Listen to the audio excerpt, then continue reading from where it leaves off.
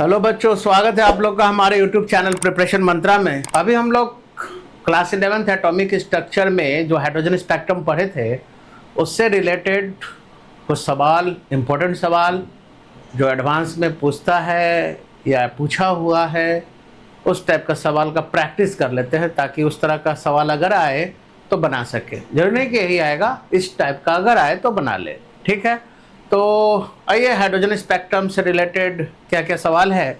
इसमें कह रहा है कि what transition in the hydrogen spectrum would have the same wavelength as the transition in Balmer series, है ना, from fourth orbit to second orbit of He plus spectrum.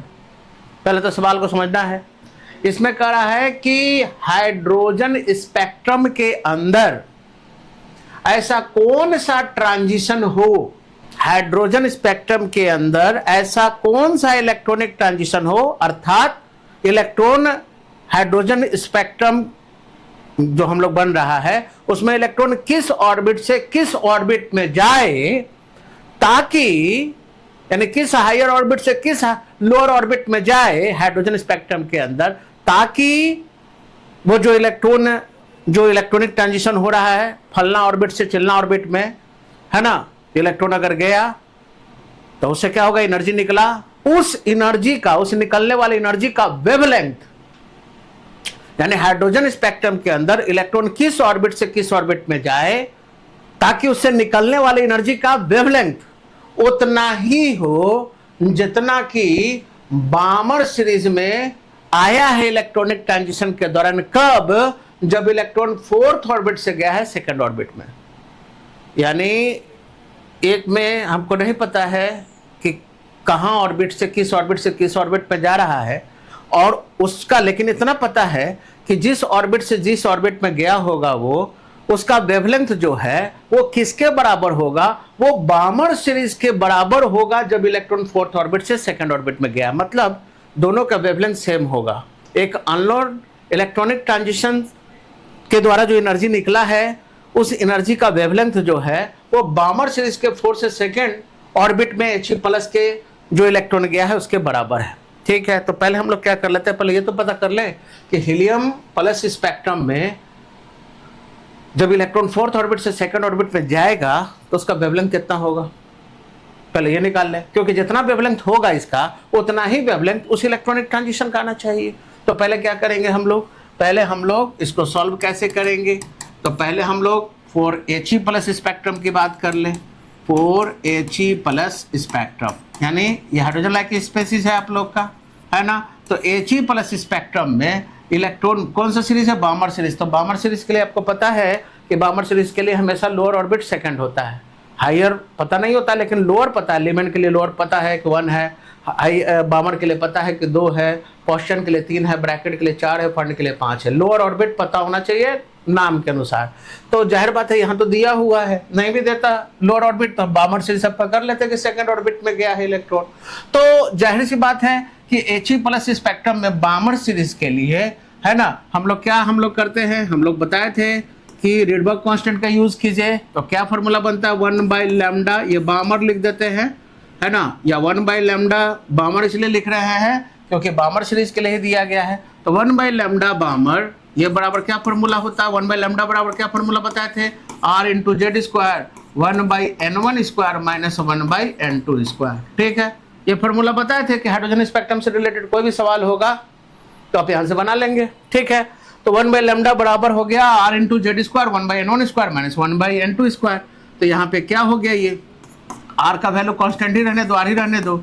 Z कितना है, तो हीलियम प्लस है, हीलियम प्लस का atomic number कितना होता है, हीलियम का कितना होता है 2, तो ये हो गया 2 का स्क्वायर और 1/n1 स्क्वायर। तो n1 कहाँ है, सेकंड ऑर्बिट, n1 को लोअर ऑर्बिट कहते हैं, तो n1 कितना है सेकंड, तो ये 2 का स्क्वायर हो गया। n2 कितना है 4 में गया है तो 1/4 का स्क्वायर हो गया। ठीक है, तो इसको आगे बढ़ाए तो ये हो गया R इंटू 4 और इधर हो गया आप लोग का, है ना, इधर हो गया 1/4 माइनस 1/16 हो गया आप लोग का।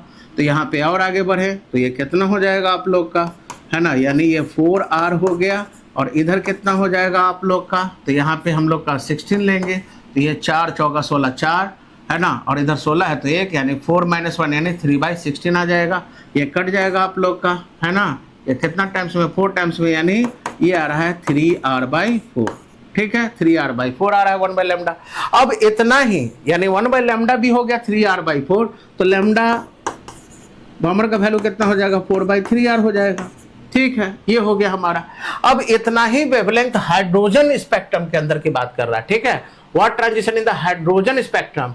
तो अब हम लोग फॉर हाइड्रोजन, ये तो हीलियम प्लस स्पेक्ट्रम की बात कर लिए। अब हाइड्रोजन स्पेक्ट्रम की अगर हम लोग बात करें तो हाइड्रोजन स्पेक्ट्रम के लिए तो आप लोग को पता है कि जेड का वैल्यू कितना होता है, 1। ठीक है, अब यहाँ से हम लोग काम करेंगे तो यहाँ पे हम लोग को क्या इतना ही वेवलेंथ आना चाहिए। तो हम लोग फॉर्मूला क्या है, यहाँ भी 1/λ बराबर क्या हो गया, r into Z square, I into 1/n1 square minus 1/n2 square.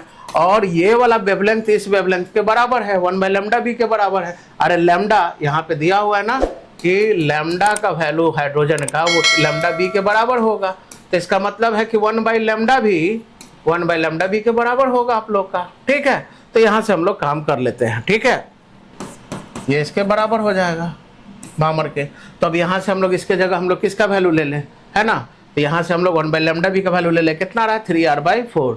तो 3r/4 ले रहा है क्योंकि 1/λ ही निकाल ले रहे हैं, क्योंकि हमको तो n1 n2 निकालना है। क्यों लैम्डा निकाल के फिर 1/λ करें, तो यहाँ पे क्या हो जाएगा, तो 1/λ का वैल्यू 1/λ भी के बराबर होगा। 1/λ भी का वैल्यू कितना आ रहा है, 3r/4। तो इसके जगह पे हम लोग कर देते हैं 3r/4, है ना, 1/λ का जगह, है ना, 3r/3 कितना आया था, 4। अब ये हो गया r, और हाइड्रोजन एटम के लिए जेड कितना हो गया, 1। तो 1 का स्क्वायर आई इंटू, आपको पता है अगर दोनों ऑर्बिट अननोन है तो आप लोग हाइड्रोजन एटम में लोअर ऑर्बिट यानी ग्राउंड स्टेट ले लीजिएगा। हाइड्रोजन का ग्राउंड स्टेट क्या होता है, फर्स्ट ऑर्बिट। तो यहाँ पे आप लोग 1 स्क्वायर कर सकते हो, लेकिन ये तो पता नहीं है कि n2 क्या होगा आप लोग का। तो अब यहाँ से क्या हो जाएगा, ये वाला r से ये वाला r कैंसिल हो गया, तो ये हो गया आप लोग का 3/4 हो गया आप लोग का। ये तो 1 स्क्वायर 1 ही हो गया, और इधर कितना आ गया आप लोग का, ये हो गया 1 - 1/n2 स्क्वायर हो गया। ठीक है, अब इसको हम लोग क्या करेंगे, इसको हम लोग ले जाते हैं उधर, इसको ले आते हैं इधर।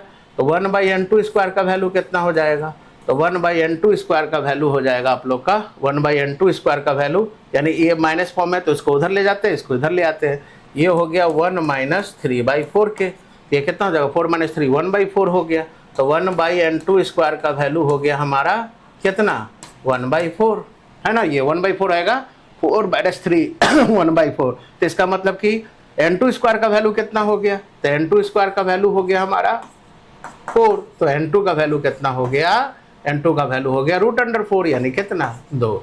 तो इसलिए हमारा आंसर आएगा कि n1 1 होगा और n2 2 होगा, यानी हाइड्रोजन एटम के अंदर इलेक्ट्रॉन सेकंड ऑर्बिट से फर्स्ट ऑर्बिट में जाएगा तो उसका वेवलेंथ उतना ही होगा जो हीलियम प्लस में, जो हीलियम प्लस के स्पेक्ट्रम में इलेक्ट्रॉन फोर्थ ऑर्बिट से सेकंड ऑर्बिट में आएगा, दोनों का वेवलेंथ सेम होगा। ठीक है प्यारे बच्चों, तो आसानी से हमको विश्वास है कि आप लोगों को समझ में आया होगा। तो इस तरह से ये सवाल बना है। ठीक है, अब आइए अगले सवाल की तरफ। अगला सवाल कह रहा है कि if wavelength of H alpha line of बामर series, है ना। अब ये अल्फा लाइन बीटा लाइन का मतलब आप लोग समझ लीजिए, है ना। जैसे अगर बात हो रहा है किसके लिए, बामर सीरीज के लिए बात हो रहा है। ठीक है, तो बामर सीरीज के लिए तो आप लोग को पता है कि बामर सीरीज के लिए लोअर एनर्जी लेवल यानी n1 जो होगा वो कितना होगा, 2 होगा। अब H अल्फा लाइन है, H अल्फा लाइन का मतलब कि पहला इलेक्ट्रॉनिक ट्रांजिशन, तो बामर सीरीज के लिए H अल्फा लाइन का मतलब हो गया, है ना, H अल्फा लाइन का मतलब हो गया कि इसमें n1 जो होगा वो 2 होगा, वो तो बामर सीरीज के लिए होगा ही, और n2 जो होगा वो 3 होगा। और बामर सीरीज के लिए H बीटा लाइन का मतलब हो गया क्या, n1 तो 2 ही होगा, n2 कितना हो जाएगा आप लोग का 4 होगा। ठीक है, तो अल्फा लाइन मतलब फर्स्ट लाइन मतलब उसके ठीक बगल वाले ऑर्बिट से, बीटा मतलब उससे थोड़ा दूर, है ना, गामा मतलब अब n2 कितना हो जाता, 5 हो जाता, तो थर्ड से सेकंड, फोर्थ से सेकंड। तो ये हो गया अल्फा लाइन का मतलब कि लोअर से ठीक ऊपर वाला, बीटा का मतलब है ना उसके ऊपर वाला, है ना, गामा रहता तो फिर ये n2 कितना हो जाता, 5 हो जाता। ठीक है, तो ये इसका मतलब हो गया। तो कह रहा है कि अगर लैम्डा H अल्फा लाइन का बामर सीरीज का कितना रहा है, 6500 एंगस्ट्रम आ रहा है, तो what is the wavelength for H beta line of बामर series, है ना। बामर सीरीज के H बीटा लाइन के लिए वेवलेंथ कितना होगा, ये पूछा जा रहा है हम लोग को, यानी कंपेयर किया जा रहा है, उससे इसका कंपेयर किया जा रहा है।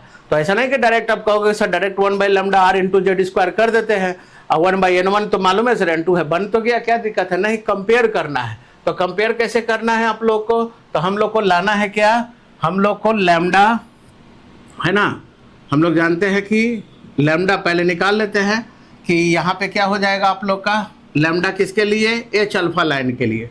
तो हम लोग लिख देते हैं lambda of H alpha line, है ना, बाई, या डायरेक्ट हम लोग को एच बीटा निकालना है तो एच बीटा भी लिख सकते हैं हम लोग, ऊपर कर देते हैं एच बीटा को, lambda of H beta line by lambda of H alpha line. ठीक है, ये हम लोग को निकालना है।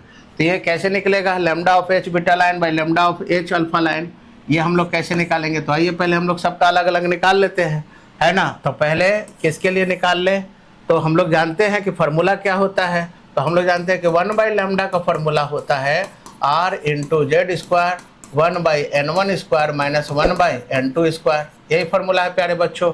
तो यहाँ पे आप लोग का क्या हो जाएगा, r का वैल्यू r ही रहने देते हैं, z कौन सा एटम के लिए बात हो रहा है, तो एच अल्फा यानी हाइड्रोजन एटम के लिए बात हो रहा है, तो ये तो 1 स्क्वायर हो गया। और अगर मान लो कि बात करें किसके लिए, अल्फा लाइन के लिए, अगर लैम्डा की बात करें तो अल्फा के लिए बात करें तो अल्फा लाइन के लिए क्या हो जाएगा आप लोग का, n1 का वैल्यू आप लोग का 2, यानी 2 का स्क्वायर कितना हो गया 4, और n2 कितना हो जाएगा 3, तो ये कितना हो जाएगा 9 हो जाएगा, यानी हो गया r इंटू ये कितना हो जाएगा 36 हो जाएगा, और 4 9 मरतब में, ये 4 मरतब में, तो 9 माइनस 4 कितना हो जाएगा 5/36, यानी 5r/36 आ जाएगा, कौन 1/λ अल्फा, है ना। तो 1/λ अल्फा कितना आ जाएगा, तो यहाँ से आप लोग लैम्डा अल्फा का वैल्यू निकाल लेना। अब उसी तरह से 1/λ बीटा के लिए निकाल लेते हैं, बीटा लाइन के लिए, इसमें भी वही हो जाएगा r इंटू जेड स्क्वायर उतना, तो कितना लेके चलेंगे r इंटू जेड 1 का स्क्वायर हो जाएगा इंटू 1/n1 स्क्वायर, तो n1 कितना दिया हुआ है उसका, तो n1 है आप लोग का 2, तो 2 दूनी 4 हो जाएगा, और माइनस n2 कितना है इसका 4 है, तो 4 चौका 16 हो जाएगा आप लोग का। तो ये कितना आ जाएगा आप लोग का, तो ये हो जाएगा आप लोग का r, है ना, इधर हो गया आप लोग का 16 लेंगे, तो ये 4 और ये 16, 4 में से एक 3/16 हो गया, यानी 3r/16 हो गया आप लोग का। तो ये हो गया आप लोग का, है ना, 1/λ अल्फा, यानी 1/λ अल्फा का वैल्यू हो गया, और इधर हो गया आप लोग का 1/λ बीटा का वैल्यू हो गया। ठीक है, ये 1/λ बीटा का वैल्यू हो गया, ये 1/λ अल्फा का वैल्यू हो गया। ठीक है, अब यहाँ से इस वैल्यू को हम यहाँ रख लेते हैं। ठीक है, तो यहाँ पे हम लोग, ये निकल गया इधर से, तो ये वाला वैल्यू और ये वाला वैल्यू। अब यहाँ से हम लोग क्या करेंगे, हमको चाहिए एच बीटा लाइन का लैम्डा चाहिए, सिर्फ बीटा लाइन का। तो लैम्डा अगर निकालेंगे बीटा लाइन का, तो ये कितना है, ये 3r/16 है, तो 16/3r हो जाएगा, यानी लैम्डा अल्फा, यहाँ से लैम्डा अल्फा का वैल्यू कितना हो जाएगा, लैम्डा अल्फा का वैल्यू हो जाएगा, है ना, 1/λ है 5r/36, तो सिर्फ लैम्डा कितना हो जाएगा 36/5r हो जाएगा, ये 36/5r। और लैम्डा बीटा कितना हो जाएगा आप लोग का, तो ये है आप लोग का 1/λ बीटा 3r/16 है, तो ये 16/3r हो जाएगा, 16/3r। ठीक है, अब यहाँ से निकाल लो, ये कितना है आप लोग का, तो लैम्डा बीटा कितना है, लैम्डा बीटा हो गया 16/3r, 16/3r। और ये कितना हो गया आप लोग का, एच अल्फा लाइन का लैम्डा कितना हो गया, तो लैम्डा एच अल्फा कितना हो गया आप लोग का 36/5r, 36/5r, है ना। तो इसको लेके चलेंगे तो ये कितना हो जाएगा 16/3r, और इधर हो गया 5r, है ना, बाई 36 हो जाएगा, है ना, ये उल्टा हो जाएगा, 5r/36, r से r क्या हो जाएगा आप लोग का कैंसिल हो जाएगा, तो इधर हो गया आप लोग का 16 × 5 यानी 80, है ना, और इधर हो गया 108, 80/108। अब यहाँ से हम लोग क्या निकालना है, एच बीटा लाइन निकालना था ना, for H beta line of Barmer series के लिए वेवलेंथ। तो एच बीटा लाइन के लिए तो हम लोग कह सकते हैं कि lambda of H beta line अब by lambda of H alpha, H alpha तो दिया हुआ है आप लोग का कितना 6500 एंगस्ट्रम, 6500 एंगस्ट्रम, इसका वैल्यू कितना आया 80/108 आया। ठीक है, तब यहाँ से प्यारे बच्चों नहीं निकल जाएगा एच बीटा लाइन का लैम्डा, तो lambda of H beta line कैसे निकलेगा, तो इससे इसको मल्टीप्लाई कर देंगे, तो इसलिए lambda of H beta line ये हो जाएगा 80/108 इंटू 6500 एंगस्ट्रम, है ना। आप इसको मल्टीप्लाई करके डिवाइड करके 108 से इसको सॉल्व कर लेंगे, ठीक है। तो आशा करते हैं कि ये सवाल समझ में आया होगा आप लोग का, और इसी तरह के वीडियो को ज़्यादा से ज़्यादा देखने के लिए चैनल को सब्सक्राइब कीजिए, वीडियो को लाइक कीजिए, शेयर कीजिए और बने रहिए प्रिपरेशन मंत्रा के साथ। Thank you. ये प्यारे बच्चों, एक सवाल लेके आया है हाइड्रोजन स्पेक्ट्रम से, बहुत इंपॉर्टेंट सवाल है। इसमें करा कि एक फोटोन है 300 नैनोमीटर वाला, ये किसी गैस के द्वारा एब्जॉर्ब कर रहा है, ठीक है। मान लो ये कोई गैस है, इस गैस के द्वारा एक फोटोन एब्जॉर्ब किया गया। कितना है इसका वेवलेंथ? वेवलेंथ जो है वो 300 नैनोमीटर वाला है, ठीक है।